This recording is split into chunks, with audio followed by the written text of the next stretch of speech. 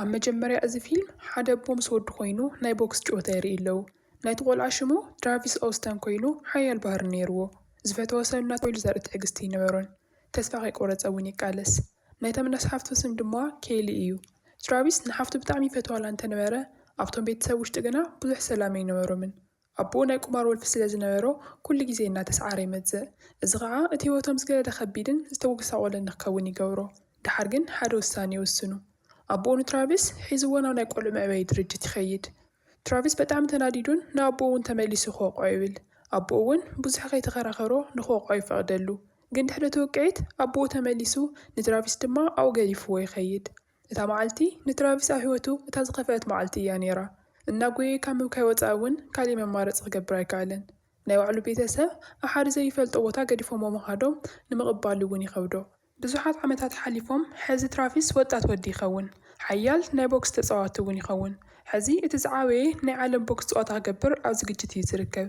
ግን ቅድሚ ናብ መድረክ ምውፅኡ እታ ሰልጣኒኡን መተዓበይቱን ዝኾነ ኤዲ መተባብዒ ይገብረሉ። ኣፍቃሪቱ ዴና እውን መፅያ ኣብ ጎኑ ከም ዝኾነት ትነግሮ። ሽዑ ትራቪስ ልዕሊ ማንም ሰብ ኣብ ባዕሉ ዓርሰ እምነት ይሕድር። ናይቲ መዓልቲ ናይ ቦክስ መጋጥምቱ እቲ ፍሉጥ ቦክሰኛ ዊሊ ሮማኒ ነይሩ። እቲ ፀወታ ይጅመር። ካብ ቀዳማይ እስካብ ሳልሳይ ዙር ትራቪስ ብሓይሊ ይውቃዕ። ድሓር ግና እቲ ናይ ኤዲ ዘረባ ከላዕሎ ይጅምር። ብተደጋጋሚ ይውቃዕ ዋላ እንተነበረ ትራቪስ ግና እቲ ብልእስነቱ ኣቦኡ ገዲፍሉ ዝኸደ መዓልቲ ይዝክር። ግን ብዝተረፈ ዓቕምን ንምስዓር ብዝነበሮ ድሌትን ትራቪስ ካብ ውድቀቱ ይለዓል። ብተደጋጋሚ ሓያል መጥቃዕቲ እውን ኣብ ሮማን ይዕርፍ። ኣብ መወዳእታ ትራቪስ ኣሸናፊ ይኸውን። ድሓር እቲ ስዕረቱ ምክንያት ብምግባር ኣብ ገዝኡ ዓብዪ ድግስ ይግበር። ኩሎም እቶም ዕዱማት እውን ደስ ኢልዎም የኽብሩ። ንኤዲ ጓሉ ኣሽሊ እውን ኣብቲ ናይ ትራቪስ ዋንጫ ትግረም። ኣብቲ ድግስ ናይ ትራቪስ ናይ ቀደም ዓርኩ ዝነበረ ጆ እውን ይመፅእ። ጆ ንዝተወሰነ ግዜ ተኣሲሩ ምስ ነበረ ሕዚ ናይ ቦክስ ውድድር ዝተመለሰ ሰብ እዩ። ጆ ንትራቪስ እናደጋገመ የድንቆ ዋላ እንተነበረ ውሽጡ ግና ዝኾነ ተንኮል ዘለዎ እዩ ዝመስል። ካብ ጆ ተወሳኺ ናይ ትራቪስ ናይ ቀደም ዓርኩ ዴኒስ እውን ናብኡ ይመፅእ። ምሸት ምስ ኮነ ኤዲ ንጓሉ ኣሽሊ ሒዙ ናብ ገዝኡ ክኸይድ ይብል። ኣሽሊ ግና እቲ ለይቲ ኣብ ናይ ትራቪስ ገዛ ንክተሕልፎ ንኣቦኣ ትሓቶ። ትራቪስ እውን ኣብኡ ንክትሓድር ፈቃደኛ ስለ ዝነበረ ኤዲ ይፈቅደላ። ድሕሪ ዝተወሰነ ደቃይቕ ጆ ንትራቪስ ምስ ሪኮ የፋልጦ። ሪኮ ናይ ቦክስ ተኸታታሊ ኮይኑ ኣብቲ ምሸት ከዓ ትራቪስ ንኸሸንፍ መዲቡ ስለ ዝነበረ ብዙሕ ቅርሺ ይስዕር። በዚ ከዓ ንትራቪስ የመስግኖ። ከም ስጦታ ከዓ ሓንቲ ፅብቕቲ ሰዓት ሂቦ እሞ ኣብ ዝደልዮ ግዜ ከም ዝሕግዞ እውን ቃል ይኣትወሉ። ግን ብፅባሒት ንግሆ ሓደ ዘይተፀበይዎ ነገር ይፍጠር።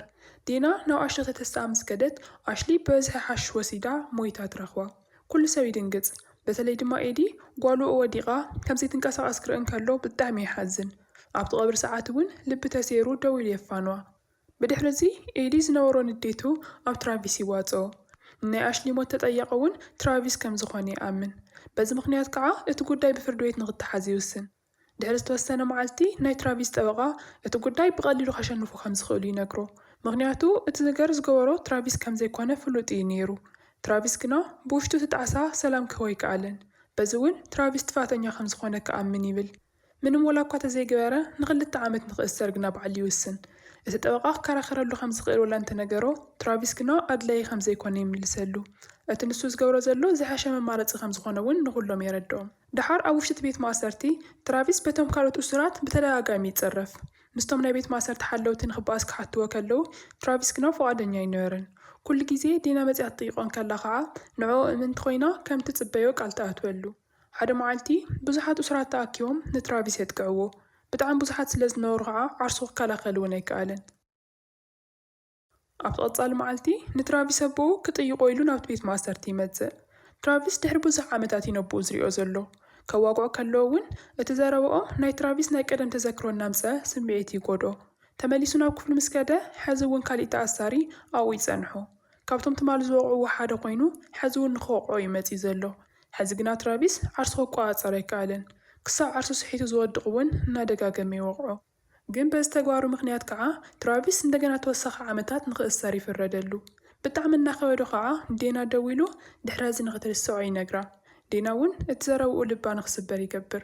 ድሕሪ 4 ዓመት ትራቪስ ካብ ቤት ማእሰርቲ ይፍታሕ። ኣብ በሪ ዴና መፅያ ከዓ ትቕበሎ። ክሳብ ሕዚ እናተፀበየቶ እያ ነይራ። ብድሕሪኡ ናብ ናይ ዴና ገዛ ይኸዱ። ትራቪስ ንነዊሕ ዓመታት ኬራያ ስለ ዝፀንሐ ዝነበራ መልክዕ የድንቐላ።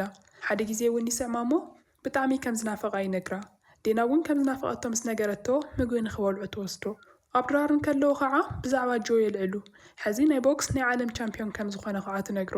ንትራቪስ ሓንቲ መዓልቲ እውን ናብ ቤት ማእሰር ትኸይዱ ዘይምጥያቑ ግና ብውሽጡ ቀሪ ይብሎ። ድራር በሊዖም ምስ ወዱ እውን ምውጋዖም ይቕፅሉ፣ ነንባዕሎም ዘለዎም ፍቕሪ እውን ይገላለጹ። ብፅባሒቱ ትራቪስ ናብቲ ጆ ዝሰርሐሉ ጂም ይኸይድ። ጆ እውን ብላምበርጊኒ መኪና መፂኡ ይረኽቦ። ትራቪስ ናብቲ ናይ ቦክስ ሂወቱ ክምለስ መታን ስራሕ ንክህቦ ጆ ይሓቶ። ጆ ግና ክሕግዞ ኣይደለየን።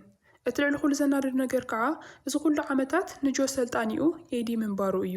ትራቪስ እዚ ምስ ሰምዐ ብጣዕሚ ይናደድ። ምክንያቱ እቲ ኩሉ ዝነበሮ ነገር ሕዚ ጆ ወሲዱሉ እዩ። ስርሑን ሃፍቱን ብቻ ዘይኮነ ከዓስ ንዴና እውን ናቱ ይገብራ። ትራቪስ ብጣዕሚ ተናዲዱ ንጆ ክበኣሶ ይደሊ፣ ግን ድማ ኣብቲ ከባቢ ፖላዊስ ስለ ዝነበሩ ንዴት ክቋፀሮ ነይርዎ። ምንም ከይበለ መኻድ እውን ይመርፅ። ትራቪስ ናብ ገዛ ምስ ተመለሰ ንዴና ምስ ጆ ዝነበራ ርክብ እቲ ሓቂ ንክትነግሮ ይሓታ። ንሳ እውን ብሂወት ንምንባር ኢላ ተገዲዳ ዝገበረቶ ነገር ከም ዝኾነ ትምልሰሉ። በዚ ምክንያት ኣብ መንጎም ሓያል ክልክል ይለዓል እሞ ዴና ዓርሳ ምቁፅፃር እያ። ትራቪስ ካብቲ ገዛ ንክትወፅእ እውን ትነግሮ። ሕዚ ካብቲ ናይ ቀደም ሂወቱ ብዛዕባኡ ዝግደስ ሰብ ከም ዘየለ ምስ ፈለጠ ትራቪስ ናብ ናይ ደኒስ ገዛ ይኸይድ። ንክሕግዞን ንዝተወሰነ መዓልቲ ከዓ ምስኡ ንክፀንሕ እውን ይሓቶ። ደኒስ እውን ፈቃደኛ ይኸውን። ብናይ ትራቪስ ናይ ቦክስ ክእለት ይተኣመን ስለ ዝነበረ ከዓ ሒዝዎ ናብ ሪኮ ይኸይድ። ሪኮ ሓደ ስራሕ የቕርበሉ። ትራቪስ እውን ብጣዕሚ ቅርሺ የድልዮ ስለ ዝነበረ እቲ ስራሕ ይቕበሎ። ግን ሓደ ግዜ ብቻ ኣይተጋጢሙ። ወላ እኳ እቲ ውድድር ከቢድን ሓደገኛ እንተነበረ እቲ ዝኽፈሎ ቅርሺ ግና $400 ብቻ እዩ ነይሩ። ነቲ ዝኸፍሎ ዘሎ መስዋዕትነት ዘይምጥን ክፍሊት እዩ። ሕዚ ትራቪስ ካሊእ ብዙሕ ቅርሺ ክረክበሉ ዝኽእል ስራሕ ክእልሽ ከም ዘለዎ ይውስን። ቀደም ኩሉ ነገር ዝነበሮ ሰብ እዩ ነይሩ። ድሓር ብቕትለት ሰብ ምስ ተኸሰ ግና ኩሉ ነገሩ ይስእን። ደኒስ ሕዚ እውን ንትራቪስ ዝኸውን ስራሕ እናኣለሸሉ ስለ ዝነበረ ናብ ሓደ ናይ ቦክስ ጂም ሒዝዎ ይኸይድ። እቲ ናይ ጂም ዋና ንዝኾነ ፍራንክ ግና መጀመርያ ንትራቪስ ምስ ረአዮ ካስርሖ ፈቃደኛ ኣይነበረን። ምክንያቱ ትራቪስ ቅድሚ ሕዚ ተኣሲሩ ስለ ዝነበረ እዩ። ድሓር ግን ደኒስ ንፍራንክ የእሙኖ እሞ ተስማሚዑ ንትራቪስ ይቕበሎ። ግን ከም ቦክስ ተፃዋቲ ዘይኮነስ ከም ናይ ፅሬት ሰራሕተኛ። ክፍሊቱ ብጣዕሚ ትሕት ወላ እንተነበረ ግን ካብ ምንም ይሕይሽ እዩ። ትራቪስ ስርሑ ጀሚሩ እናሰርሐ እንከሎ ከዓ ሓደ ሚክል ዝበሃል ሓያል ተፃዋቲ ኣብ ቀረባ መዓልቲ ምስ ጆ ከም ዝጋጠም ይፈልጥ። ኣብ ዝረኸቦ ኣጋጣሚ ትራቪስ ንሚክል ሓደ ምክርታት ይህቦ። ፍራንክ ግና በዚ ሕጉስ ኣይነበረን። ምክንያቱ ፍራንክ ናይ ሚክል ኣሰልጣኒ እንትኸውን ናይ ትራቪስ ስራሕ ግና ነቲ ጂም ምፅራይ ብቻ እዩ ነይሩ። ኣብቲ ሰዓት ሄሪ ዝተባሃለ ካሊእ ኣብቲ ጂም ዝሰርሕ ኣሰልጣኒ እዚ ይርኢ እሞ ንትራቪስ ይሓዝነሉ። ፍራንክ ኣብ ዘይብሉ ግዜ እናመፀ ከሰልጥኖ ከም ዝኽእል ከዓ ቃል ይኣትወሉ። ሓደ መዓልቲ ግና ፍራንክ ብዛዕባ ናይ ሄሪን ትራቪስን ብምስጢር ስልጠና ይሰምዕ። ብጣዕሚ ተናዲዱ ከዓ ንትራቪስ ይኹርየሉ። ፍራንክ ንትራቪስ ዝፀልአሉ ምክንያት ንቦክስ ገዲፎ ናብ ቤት ማእሰርቲ ክኸይድ ምምራፁ እዩ ነይሩ። ትራቪስ ካብ መጀመርያ ንጹህ ሰብ ምንባሩ ግና ፍራንክ ይፈልጥ እዩ። ሕዚ ግና ሄሪ ብሕሩብ የሰልጥኖ ከም ዘሎ ምስ ሰምዐ ናቱ ውሳነ ትኽክል ከም ዘይነበረ ይርዳእ። በዚ እውን ትራቪስ ናይ ሚክል ሓጋዚ ንክከውን ይፈቅደሉ። ትራቪስ ናይ ቀደም ናይ ጆ ዓርኩ ስለ ዝነበረ ብዛዕባኡ ዝፈልጦ ብዙሕ ነገራት ይህሉ እዩ። እዚ ከዓ ኣብቲ ናይ ቀጻሊ ፀወታ ሚክል ንክስዕር ዝሕግዞ ይኸውንሎ ማለት እዩ። ድሕሪ ሰዓት ምስ ኮነ ትራቪስ ምስ ባዕሉ ሰላም ክፈጥር ይደሊ። እቲ ከቢድ ናይ ቀደም ታሪክ እውን ክቕበሉ ይውስን። ድሕሪ ነዊሕ ዓመታት ንኣቦኡ ከይዱ ይረኽቦ። ሰላም ዝኾነሉ ግዜ ሕዚ ከም ዝኾነ እውን ይርዳእ። ድሓር ምስ ተራኸቡ ኣቦኡ ብፅቡቅ ይቕበሎ እሞ ሓደ ዕሽግ ወረቐት ከዓ ይህቦ። ትራቪስ ነቲ ወረቐት ከፊቱ ክሪኦ እንከሎ ብዙሓት ፎቶታት ይፀንሕዎ። ነታ ንእሽተይ ሓፍቱ ናይ ኬሊ ምስ ደቃ ፎቶታት እዮም ነይሮም። ኬሊ ሕዚ ተመርዕያ ክልተ ቆልዑ ወሊዳ ትነብረላ። ኣብ ድሕሪት እቲ ወረቐት ከዓ ናይ ኬሊ ስልኪ ቁፅሪ ተፃሒፍዎ ኣሎ። ኣቦኡ ትራቪስ ምስ ሓፍቱ ንክራኸብ ኢሉ ከምኡ ገይሩ። ሓደ ምሸት ኣብ ናይ ደኒስ ገዛ ትራቪስ ምስ ደኒስ እናዋግዐ እንከሎ ሓደ መልእኽቲ ብስልኩ ይመፆ። ሚክል ሓደጋ ኣጋጢምዎ ናብ ሆስፒታል ስለ ዝኣተወ ኣብቲ ናይ ቀጻሊ ምስ ጆ ዝግበር ፀወታ ከም ዘይሳተፍ ይነግርዎ። ግን ዘይተፀበዮ ነገር ፍራንክ ንሚክል ተኪኡ ኣብቲ ፀወታ ንክኣቲ ይነግሮ። ኣብ መጀመርያ ፍራንክ ትራቪስ ኣይተዘጋጀወሉ ስለ ዝሓሰበ ፈቃደኛ ኣይነበረን። ድሓር ግን ዝነበሮ መንፈስን ተለዓዓልነትን ምስ ረኣየ ሓላፍነት ወሲዶም ንከእትውዎ ይስማዕምዖ። ኣብቲ ምሸት ትራቪስ ድፍረቱ ኣኪቡ ምስ ፍራንክ ናይ ልቦም የዋግዑ። ተረጋጊዖም ብዛዕባ ሕሉፍ ሂወቶም ይዘራረቡ። እቲ ነዊሕ ዓመታት ዝሓዝዎ ቁስሎምን ስምዒቶምን ይካፈሉ። ኣብ ሕድሕድ ዘረብኦም ግና ክልቲኦም ዘመሃስልዎም ነገራት ይርዩ እሞ ክረዳድኡ እውን ይጅምሩ። በዚ ምክንያት ትራቪስ ናቱ ሓገዝ ከም ዝደሊ ፍራንክ ይርዳእ። ግን እቲ ብዛዕባ ትራቪስ ብቻ ዘይኮነስ ንክልቲኦም ሓድሽ ጅማሮ እዩ ነይሩ። ብፅባሒቱ ንግሆ ሄሪ ንጆን ኤዲን ክረኽቦም ይኸይድ። ኣብቲ ናይ ቀጻሊ ውድድር ከዓ ኣብ ክንዲ ሚክል ትራቪስ ከም ዝኣቱ ይነግሮም። እዚ ነገር ንኤዲ የናድዶ። ትራቪስ ተመሊሱ ናብቲ ፀወታ ክኣቱ ይደልዮን እዩ። በቲ ሓደ ገጽ ከዓ ትራቪስ ናብቲ ናይ ቀደም ሓይሉ ንክምለስ ብከቢዱ ልምምድ ይገብር ኣሎ። ሓደ ምሸት ትራቪስን ዴናን ችግሮም ፈቲሖም እናዋግዑን ከለዉ ጆ ይመጽእ።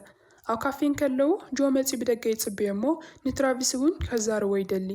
ኣብ መንጎ ዝዘረብኦም ከዓ ኣብቲ ሓደ ምሸት ንኣሽሊ ተሓሽሽ ዝሃባ ጆ ከም ዝነበረ ይፈልጥ። እቲ ሓሽሽ ናብ ሞት እውን የምርሐላ። ትራቪስ ናብ ቤት ማእሰርቲ ካብ ምኻድ ጀሚሩ ክሳብ ኩሉ ነገሩ ምስኣን ዝበጽሖ ነገር ካብ መጀመርያ ናይ ጆ ፕላን እዩ ነይሩ። ትራቪስ እዚ ምስ ሰምዐ ብጣዕሚ ይናደድ፣ ግን ከዓ ንዴቱ ክሳብ እቲ ቀጻሊ ጌም ክቋጸሮ ከም ዘለዎ ይርዳእ። ብጽባሒቱ ንግሆ ትራቪስን ዴናን ኮይኖም ናብ ናይ ኣሽሊ መቓብር ይኸዱ። ኣብቲ ምሸት ከዓ ትራቪስ ከይፈለጠ ዴና ናብ ኤዲ ትኸይድ እሞ ኩሉ እቲ ሓቂ ከዓ ትነግሮ። ድሓር ኣብቲ ፀወታ ዝካየደሉ መዓልቲ ኤዲ ናብ ናይ ትራቪስ ክፍሊ ይመጽእ። ካብ መጀመርያ ትሒዙ ንዕኡ ዘይምእማን እውን ይቅርታ ይሓቶ። ድሕሪ ዝተወሰነ ደቓይቕ እቲ ፀወታ ይጅመር። ኣብቶም ናይ መጀመርያ 3 ዙራት ትራቪስ ንነዊሕ እዋን ስለዘይተፃወተ ብናይ ጆ ክእለት ይብለጽ፣ ብተደጋጋሚ እውን ናብ መሬት ይወድቕ። ድሓር ኣብ ናይ ዕረፍቲ ሰዓት ግና ፍራንክ ናብ ትራቪስ ከይዱ የተዋውዖ፣ ብኡ ከም ዝተኣመነ እውን ይነግሮ። እቲ ፀወታ እናቐጸለ ኣብ 10ይ ዙር ይበጽሑ። ኣብቲ ዙር እቲ ኣሸናፊ ዝኾነ ሰብ ዝፍለጠሉ ዙር እዩ። ኣብቲ ሰዓት ኤዲ ከይዱ ኩሉ ናይ ጆ ስራሕትን ጥፍኣታትን ይፈልጥ እሞ ከይዱ የጋልጾ። ጆ እዚ ምስ ሰምዐ እውን ትኹረቱ ካብቲ ፀወታ ንላዕሊ ናብቲ ዜና ይገብር። ኣብቲ ናይ መወዳእታ ዙር ትራቪስ ብናይ ጆ ክሕደት እናተናደደ ምንም ግዜ እውን ከየጥፍአ ኩሉ ንዴቱ የውፅኦ።